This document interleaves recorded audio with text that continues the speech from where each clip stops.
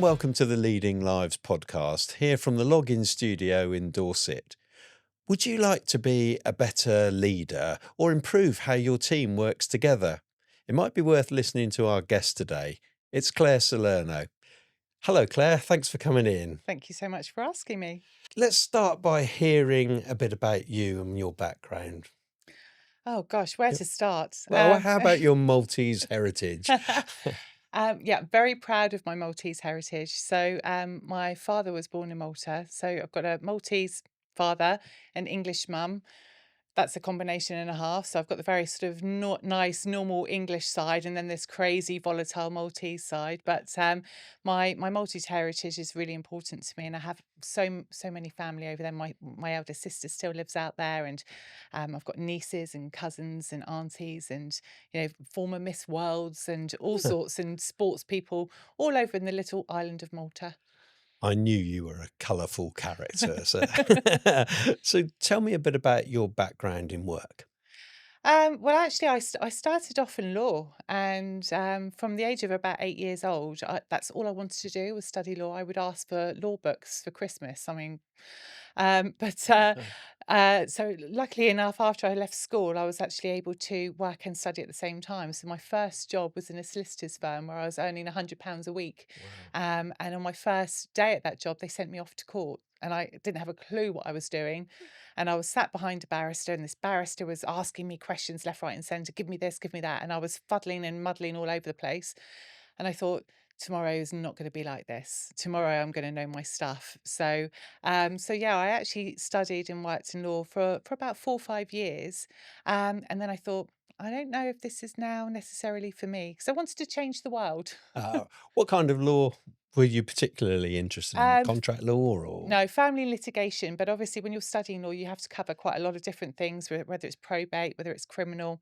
And I think everybody thought, oh, criminal would be really exciting. And I've had the chance to go to the Old Bailey, and I've had the chance to go to Lewis Crown Court as well. But the family and the litigation side was really interesting because again, it's working with people. So. Yeah, and that working with people brought you into contact with prisons, didn't it? And women offenders. And as I think you might know, I had a long period in prison myself, filming, I might add. I wasn't actually an inmate. And it was a real eye-opener because I think the thing that I learnt the most was that not everybody looks like they've got a stripy shirt and a bag carrying swag over their shoulder.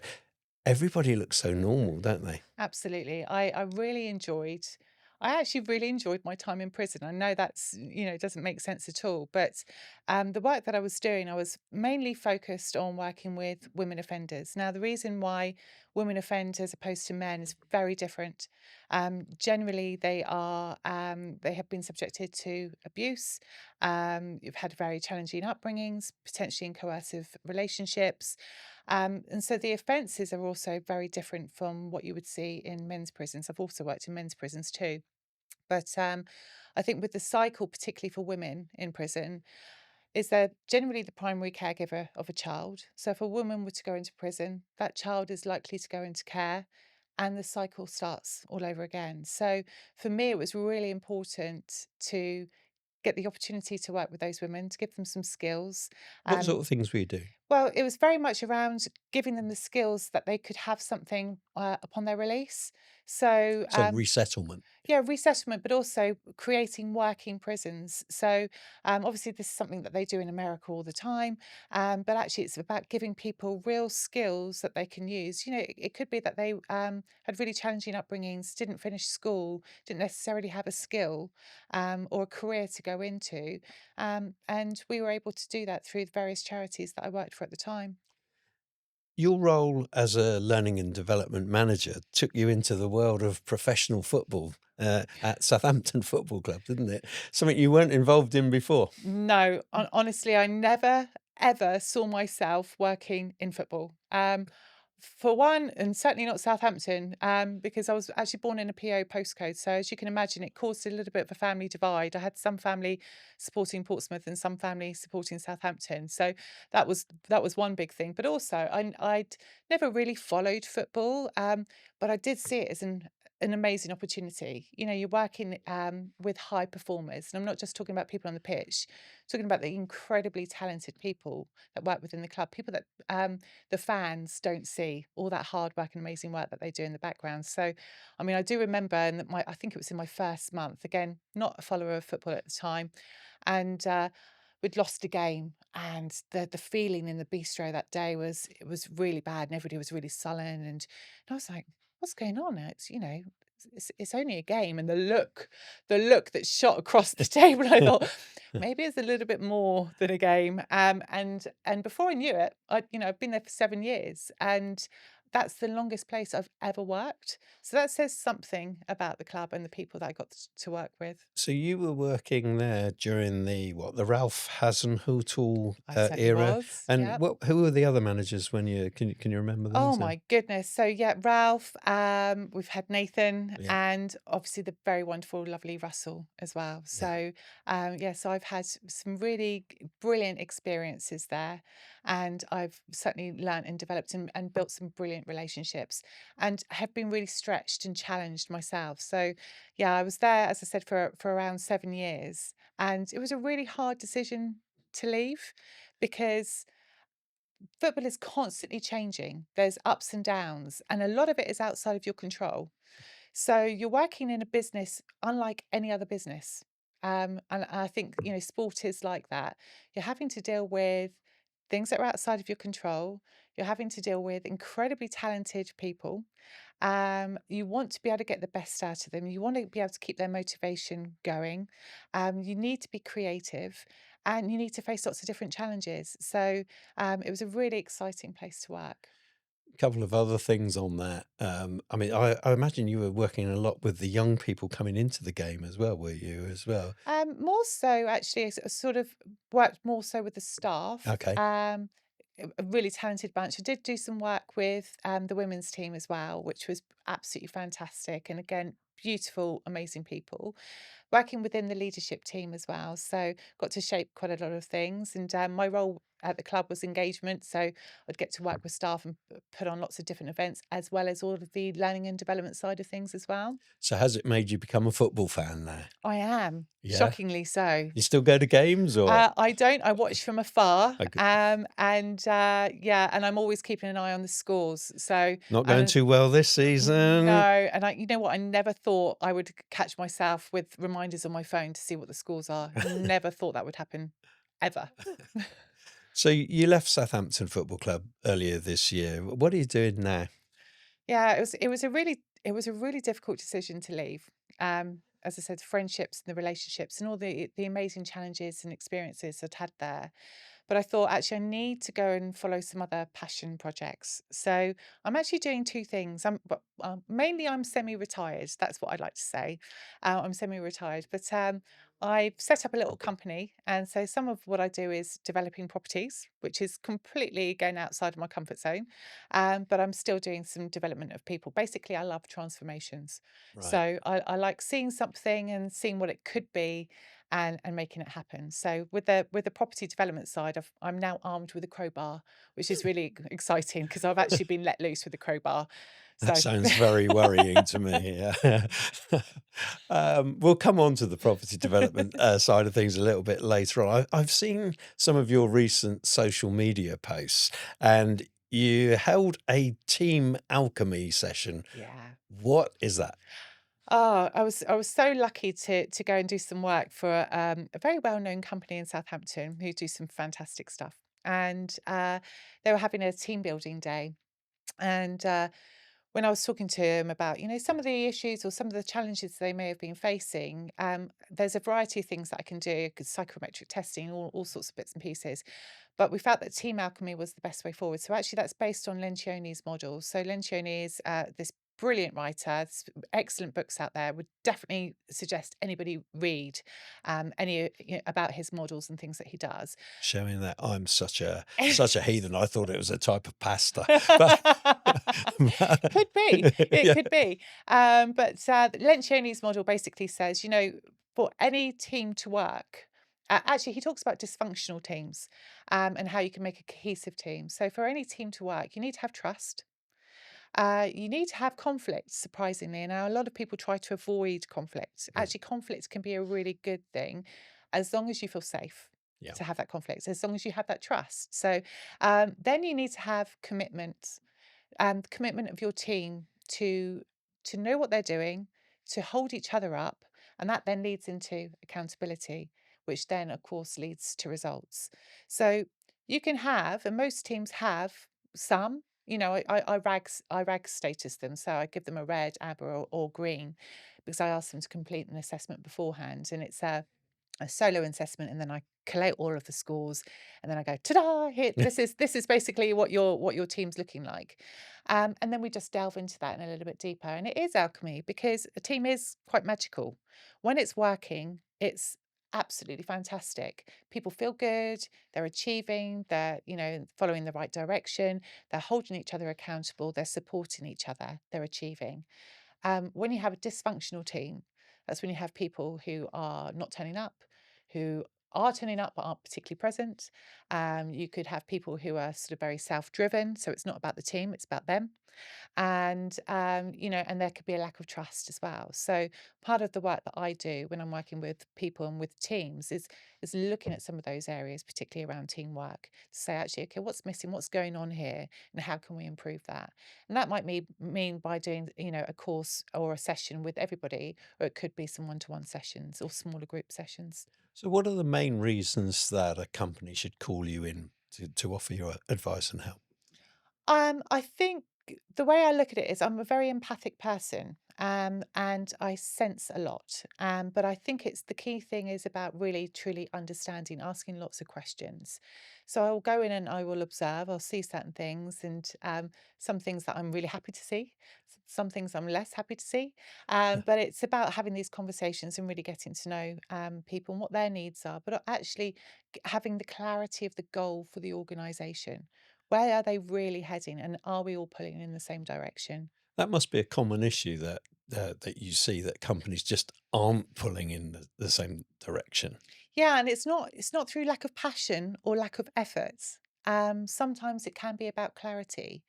Have the powers that be been as clear as they possibly can be around the direction? Is everybody on the same page? Has everybody got the resources they need to be able to do that? Has everybody got the skill set they need? And actually, that's where there needs to be a development budget. And I'm not saying that just because I'm a people developer, but you need to invest in your people. And that doesn't mean by bringing someone like me in and spending money. It can be around how you develop their skills in house, by giving people opportunities to learn and develop their own personal skills. Could be through mentors, could be through coaching, could be by doing stuff on the job, but giving people that chance and experience to learn. Could I sum up your particular skill set as all about turning potential into excellence? Yeah, I mean, that was definitely a Southampton tagline for a while around potential into excellence, but I think it sums it up pretty well. I think everybody does have potential. They just need to be given the opportunity to be able to demonstrate it and be supported in that as well. So, So, what defines an exceptional organisation? oh gosh, I think some people would say an exceptional organisation is one that has got money in the bank. I don't necessarily agree with that. I think obviously the Apprentice, the program, where people will win at any cost. Yeah, I can't stand that program. I actually have to turn it off. I have to avoid it like the plague because I think, it's fired. oh Yeah. yeah, it really is. Because I think people don't need to be like that. So I think there's this sort of misconception that to be good at business, you have to be cutthroat and you have to, be nasty. And I do not agree with that at all. I think an exceptional business is one that is really clear about what it is that they're looking to achieve, has a clear purpose, is obviously offering value to as a service provider or whatever it is they're delivering, but knows their people and looks after their people because their people will look after their business. And it has to be, for me, it has to be people centric. I've had the privilege of filming lots of the world's biggest entrepreneurs over the years. And every time I hear them give a speech, they're always talking about growing to the massive size and being leaders in their field. But I don't always think that everybody who's setting up a business wants that outcome. I think sometimes they just want to be in control of their lives. What do you think about that? I couldn't agree more, actually. I think being in control of your future, your destiny, and what you do. That's one of the reasons why I like being self-employed. So Yeah. actually, when I started at the club, I was self-employed and I was asked to go along, and I thought, I don't know if I'm going to be able to work for anybody else Yeah. because I'm a little bit too out there. And luckily, the club were happy and embraced me for the slight weirdo that I am, which was great.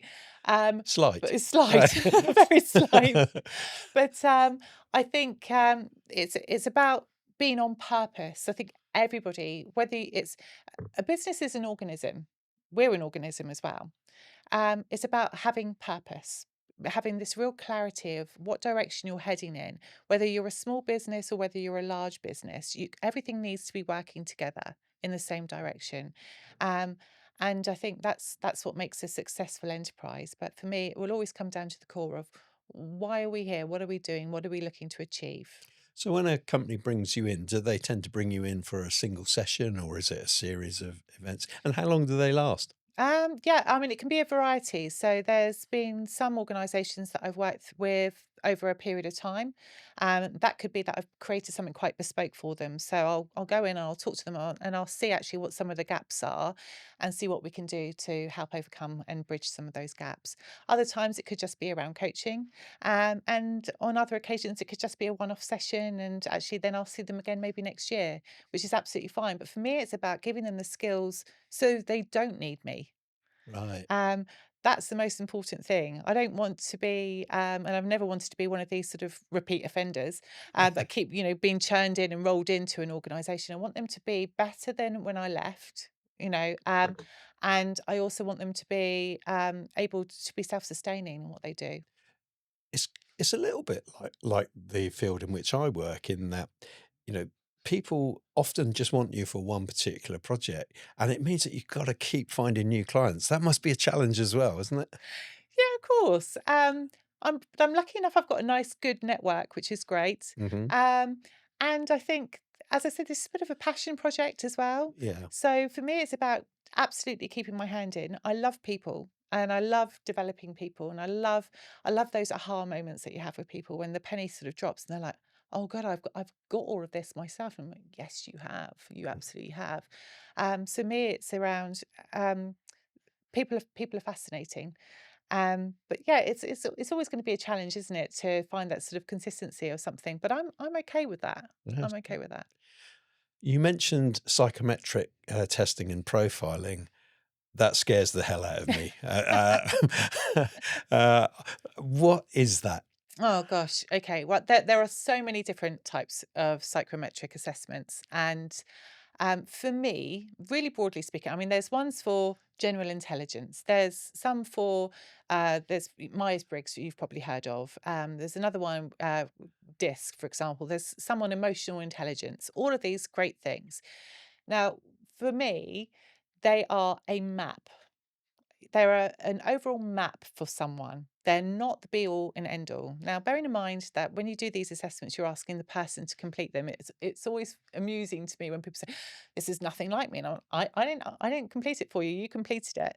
But actually, even the fact that they don't think it's like them is actually there's something in there as well. There's something for us to challenge within there. Really? So for me, when you do get these assessments, it's a brief overall map, but you're never going to really truly know someone until you start having conversations with them. So actually, it's a good starting point, but it's not the be all and end all because it's only through having conversations with people by looking at the whole person. And when I say having conversations with people, I'm reading what they're doing with their body language, what they're doing with their eye movements, what they're doing, what words that they're using. All of these things create a picture of what's happening for that person and can give you an indicator of what their drivers are. I'm trying to sit here rock solid, permanent eye contact so that Claire gains nothing from Too me. late, already read. Um, I read on LinkedIn something yesterday that made me laugh for ages. It was Royal Marines, Mhm. and in the Marines and in other aspects of the military, they have a term, and it's a really insulting term when they call somebody a jack. And a jack is somebody who's completely selfish and like will make a cup of tea. And it doesn't matter what rank they are. They'll make a cup of tea and make one for themselves and not the rest of the team. And in Mm. the Marines particularly, they'll call that out immediately, whoever it is. And I saw a response to that as well, which this is what made me laugh. Another Marine said, "Yeah, we had a guy like that, and we called him Flapjack because he was a jack." And he was also always in a flap. So it made me really laugh. If you had Flapjack in for one of your sessions, what advice would you give him to make things better and be better part of a team? I think it's really important to understand the driver of someone. We all have a driver. We all have various things that we do for a particular reason. Once you can drill down, once you have a conversation, you can generally find out actually what is their motivator, what are they here for. Once you've got someone's what are you here for, their why, their purpose, that's when you can really start working with them to identify actually, I mean, it could be they're in the wrong place, you know, Yeah. and that's okay. They're just one step closer to where they should be, so that's absolutely fine. So there's been lots of occasions where we've had some coaching where people have said, actually, on the basis of this, I'm not happy here. I'm not fulfilling what I want to fulfill. I'm not enjoying it. This is actually what I want to do. That's a win for me. So even though it's about obviously retaining people and retaining the best people, but it can also be about helping people to say, actually, are you fulfilling everything that you need to be able to fulfill to make you happy? At the top of the program here, I said that, if you stay tuned, that you'd learn some tips. Give me, and I'm really putting you on the spot here, give me a couple of things that are instant wins for your clients that you've identified in the past. Breath, Breath. breathing, Right. um, Breath. breathing. Make sure it's fresh. Or Yeah, use the right have a little toothpaste. mint. Yeah. No, it's breathing. Breathing is an essential skill, and when I say to the people, particularly in groups, let's just focus on our breath. Who doesn't like breathing? And everybody likes to breathe. Of Mhm. course they do. But actually, we don't do a lot of conscious breathing. Right. And breathing impacts our performance hugely. So you can, if you can see someone who's panicked, they're breathing there, it's very quick, it's very sort of from the chest, it's very high, it's very quick, and they're generally breathing in and out through their mouth. That's not a high performance place. However, you can breathe and you can breathe, inhale through your nose and out through your mouth. And that links into mindfulness. And I have another story about mindfulness and why I got into that. But breath is where you start always. So whether you're about to go up and do an event, breath, focus on your breath. Whether you're about to run a race, focus on your breath. Whether you're sitting here preparing for an interview, focus on your breath. That is your core. That's what keeps you alive. But actually, you don't want too much oxygen because you can go into oxidative stress. And so it's a finding this wonderful balance of breath, which actually helps your body, improves your performance, improves your cognition, and can make you feel really nice and Okay. healthy and high. And that's the quickest, easiest win. o- Breath. Okay. Give me another one then. Oh, okay, so I said about mindfulness, and Yeah. obviously that's a nice gentle link. It's about being centered. And a lot of people say, I haven't got time, I haven't got time for this. Or they'll say, oh, it's just another one of those fads that come through. Now, if it's been a fad, now I'm 49 and 29. 29, that That's was it. Yeah. right. Yeah, Yeah. hopefully you can cover that over. But yeah, and I was meditating when I was 5 years old. I didn't know I was. My mum was doing yoga with me in the lounge, and she would say to me, close your eyes and focus on a tree and only that. And I was 5 years old. Now, I think she was just doing that to keep me quiet, obviously. However, it stuck with me. So, meditation, as we know, has been around for centuries. Um, but just creating that space to stop. It's not about silencing your mind. Pretty much impossible with our active brains as they are at the moment. But just being able to focus on your breath, focusing on your experience, focusing on what you can see, feel, hear, the sounds in the background, the hum, the music that might be playing in your brain, because I always wake up with a song in the morning. I don't know if anybody else does, but it did say I was slightly odd. Um, but I think so What song did you breathing and wake up with this mindfulness. morning? Sorry. Oh gosh, it was, oh, what was it? It's a different song every morning. I'm gonna have to come back to you on that. I can't remember now, but it's a different song every morning, and I wake up and I'm like, Yeah? "Ah." All right. Yeah, okay. Who's your favourite band then? Oh my Your favourite songs that come out? gosh. My favourite songs, there's 2. I love music so much. That is my go-to. Right, That's also my go-to for performance. If I'm feeling low, music. If I need to cry, music. If I need to be happy, music. If I need to dance, music. right. It's always that. You must deal a lot with senior executives in your, role, some of whom just don't wanna be there, I'm sure, they're hostile. How do you deal with that and their egos as well? Gosh, yeah. Well, firstly, ego exists in all of us. We all have an ego. As much as we'd like to deny it, we do. But actually, ego is that balance between our sort of instinctive drivers, the things that we need to have in place to keep us alive, our core drivers, and the moral side of things. So, actually, when we talk about ego, it's about creating that balance between those two almost opposing forces. It's a bit more complex than that. But I think particularly with egos and people who think that they know it all, and I'm never going to take away from their experiences that they've had. I am going to want to understand what their drivers are though. And there's always room for improvement. And performance is about saying, actually, I can always be better. I can always learn something else. I can't possibly know everything. I'm continuously learning, and I'm learning from all sorts of people, not necessarily from books, not necessarily from people who are the highest in their area of expertise, but everyday people too. So yes, it can be challenging, but I think it's about building really good relationships. And I think I'm quite easygoing, quite authentic. I really genuinely like people as well. And I even find some of the challenging people really interesting and really fascinating. So the more challenging they are, the more excited I get about it actually. Fair play to you. I think the older I get, the more I find people to be a pain in the ass. I Um, can understand that too. yeah. You mentioned that music inspires you, but who or what else inspires you as well? I think about this question a lot. I could, can give you the really sort of stereotypical answers of, Maya Angelou and people like that who are absolutely fantastic in their way of thinking. But actually, it's the everyday people that inspire me. Some of the people that you've had on the show, I've listened to. Listening to Professor Taz's Qureshi's interview, that was so inspiring, so heartfelt. Um, Rob, who you've had on as well. Yeah. Again, just genuine, authentic, everyday people are the ones that inspire me. The ones that are ordinary but do the extraordinary. That's the most inspiring. Yeah, they've got a common theme in that they're trying to make a change, which I think resonates with you from Yeah. listening to you. Yeah. Yeah. I think it's about being really clear on your purpose. And the way I look at life is actually if we before we came to this earthly plane and we set out we made a decision about what it was that we wanted to achieve when we came here. Looking back at our life and our experiences, what do we think it was? And I know I've asked you this before.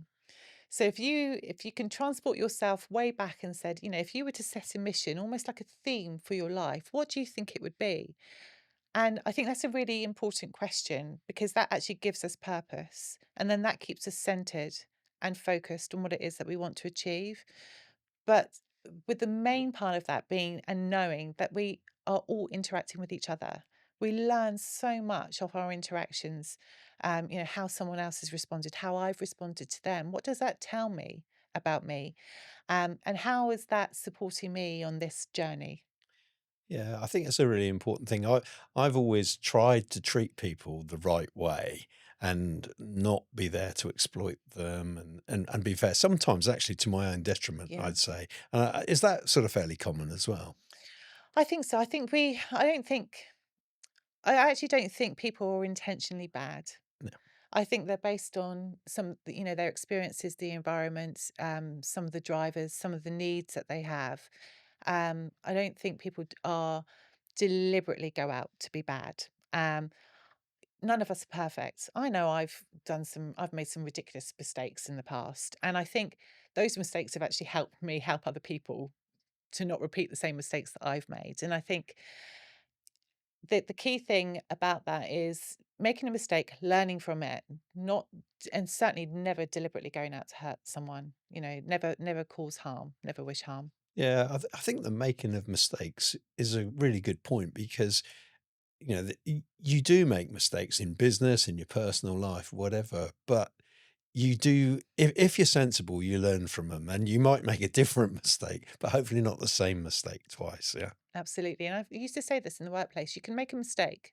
It's okay. yeah, Hold your hands up to it. yeah, Um, accept it. Learn from it. Don't do it again. If it becomes consistent, that's a different issue. yeah. I find that with clients as well. We don't run the perfect business in our video production and stuff, and every now and again things do go wrong. But it's also how you address it when it goes wrong. Because the first thing I say, thankfully, so I don't have to say this too often, but if something goes wrong, I just say to the client, "Hey, we got that wrong. We'll put it right," and then we do put it right. And I think that's a big factor Huge. too. You And know, it actually builds trust, doesn't it? It builds yeah, trust in a relationship because when you could, it's about feeling safe, safe enough to say, I've cocked up. mhm. Um, and safe enough to know that somebody's going to say, you know what, it's okay. You're learning, it's fine.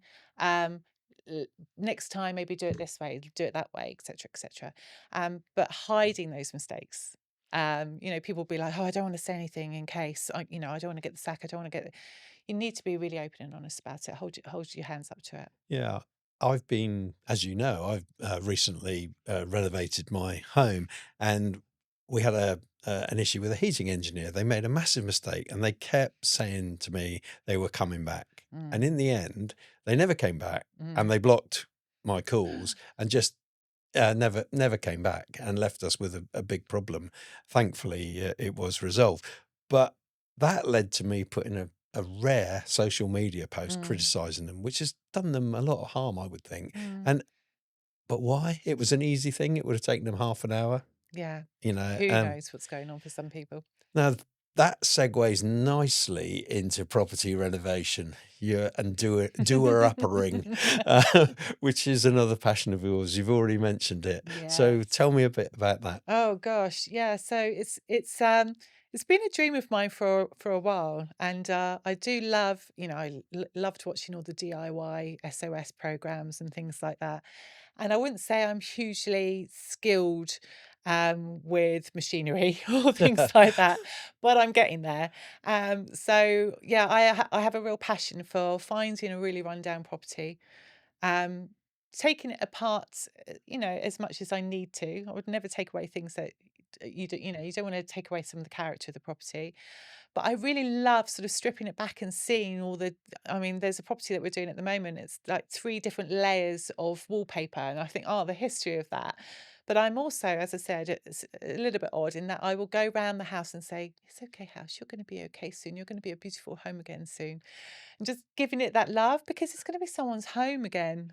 This sounds to me like it's a mirror of your working life. You're stripping back companies and finding them, and then you're telling them it's okay. You're going to be okay again moving Yeah, forward. gonna be This beautiful, better, stronger. So this Um, sums up Claire in a few sentences, really, doesn't it? yeah, I think it does in some way, shape, or form. I mean, who knew people could be like houses? But here we are. Yeah, I think I've got the intelligence of a brick. Does that make me? Now I know a few things about bricks now, so Oh, it yes. depends Yeah. what type of brick.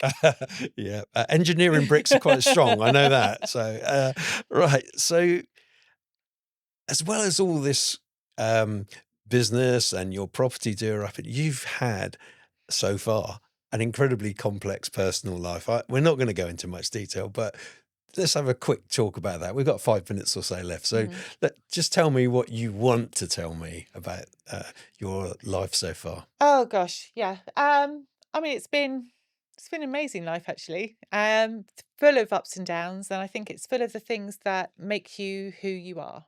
today. And I know that again sounds really sort of saccharine, doesn't it? And it's, But but it it's helps but you that experience helps you help others too. absolutely. I think if I hadn't been challenged in the way I have been challenged, I wouldn't necessarily be the person I am today and be able to support people the way that I do. My biggest thing has always been about developing people, absolutely, but never allowing someone to be on their own, to struggle on their own. It's really important to me that I I'd always want someone to give me a call. I would always want someone to say, I'm really struggling with this, and I will be there. Absolutely. And most recently, I think it's about all the skills that I can talk about, they and all the theories, and I can go into organizations and say, well, you need to do this, you need to do that, you need to develop resilience, you need to have grit, you need all of these sorts of things. Um, Actually having to put them into practice through the various challenges, and the most recent challenge that I've had, along with my sisters, so I've got three incredibly beautiful sisters, is unfortunately our father passed away. And he passed away in 2021, just on the tail end of COVID. Now, he lived abroad, he lived in Thailand. And we got the call in August 21 where we were told, your dad's really unwell. And we were like, he's going to be all fine. He's going to be fine. He's really strong. He's really resilient. He's a really powerful person. He's going to get through this.